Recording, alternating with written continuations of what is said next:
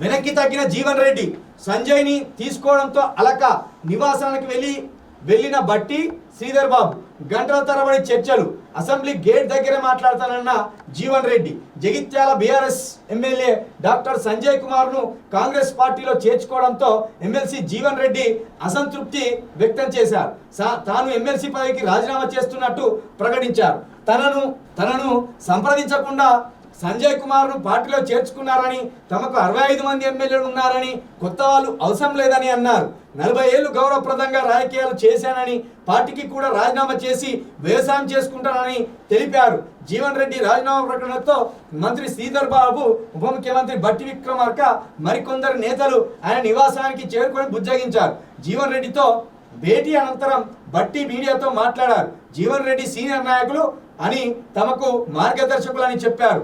జీవన్ రెడ్డి అనుభవాన్ని ప్రభుత్వం నడపడానికి వినియోగించుకుంటున్నామని తెలిపారు. పార్టీ అధికారంలో లేని 10 సంవత్సరాలు కాంగ్రెస్ జెండాను భుజాన మోసారని అన్నారు. పార్టీ భావజాలాన్ని చట్టసభల్లో వినిపించిన సీనియర్ నాయకుడు జీవన్ రెడ్డి అన్నారు.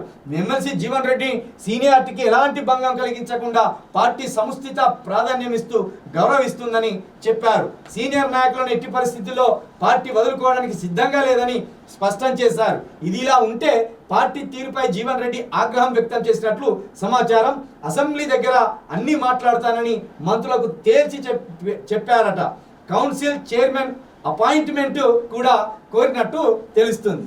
నిజమే, ఇది సిగ్గుచేట. నిజంగా ఇది జీవన్ రెడ్డికి కూడా చాలా అవమానకరం.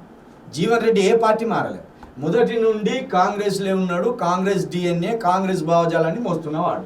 మరి ఏమన్నారు ఇప్పుడు? కాంగ్రెస్ అనేది ప్రజాస్వామ్యం కలిగిన పార్టీనే. కేసీఆర్ లక్క ఏకపక్ష నిర్ణయాలు తీసుకోరన్నారు. మరి ఎవరిని అడిగి తీసుకున్నారు? ఆ నియోజకవర్గంలో ఎమ్మెల్యేగా పోటీ చేసి ఓడిపోయిండు. ఆయనను అడగకుండా, పైగా ఫక్తు కాంగ్రెస్ నాయకుడు ఆయనే. ఏ రేవంత్ రెడ్డి లెక్కనో, లేకపోతే ఇప్పుడు మారిన సంజయ్ కుమార్ లాంటి నాయకుడు కాదు ఆయనే. కాంగ్రెస్లోనే పుట్టిండు, కాంగ్రెస్లోనే పెరిగిండు, కాంగ్రెస్ని నమ్ముకున్నాడు. ఆయన అడగకుండా ఇవన్నీ ఏ ప్రజాస్వామ్యాన్ని అనుసరించి తీసుకున్నారు మీరు సంజయ్ కుమార్ని? నిజంగా జీవన్ రెడ్డి గారు, మీకు ఏమాత్రం ఆత్మాభిమానం ఉన్నా మీరు వెంటనే రాజీనామా చేయండి, తప్పలేదు. మీరు ఏమంటారు? వ్యవసాయం చేసుకుంటే అవసరమైతే. నిజంగా మీకు అంత ఆత్మాభిమానం ఉంటే, అంత సెల్ఫ్ రెస్పెక్ట్ ఉంటే, నిజంగా మీకు గౌరవం అనిపించుకోవాలంటే ఇక ఏ పార్టీలో చేరకుండా 70 సంవత్సరాలు దాటినాక చక్కగా రాజీనామా చేసి ఆ ముఖం మీద కొట్టి వాళ్ళ ముఖం మీద కొట్టి పోయి చక్కగా వ్యవసాయం చేసుకోరు. కానీ చేస్తారా? చేయరు. ఎందుకంటే రెడ్లు రాజకీయపరమైన స్వార్థపరులు. ఇప్పుడు కుక్క బేరిచ్చి చెప్పెత్తుకపోయినట్టు రాజీనామా అని ఒక డ్రామా ఆడి ఈ జీవన్ రెడ్డి కూడా మళ్ళీ ఏదో ఒక మంచి పదవి అందుకోవడమో లేదా మంత్రి పదవికి సూటి పెట్టడమో జరిగింది. అంతే తప్పించి ఇదంతా డ్రామా. ఇట్లా చేయడు జీవన్ రెడ్డి. ఆయనకు ప్లాన్ ఉంటుంది. రేపు పొద్దున చచ్చిపోయేది వచ్చినా కూడా 99 సంవత్సరాలు వచ్చి 100 సంవత్సరాలు చచ్చిపోతానన్నా కూడా రెడ్లు అధికారంలో ఉండాలని కోరుకుంటారు. అలాంటి నేచర్ తోటి ఉంటారు వాళ్ళు. అందుకే అధికారాన్ని శాసిస్తాను.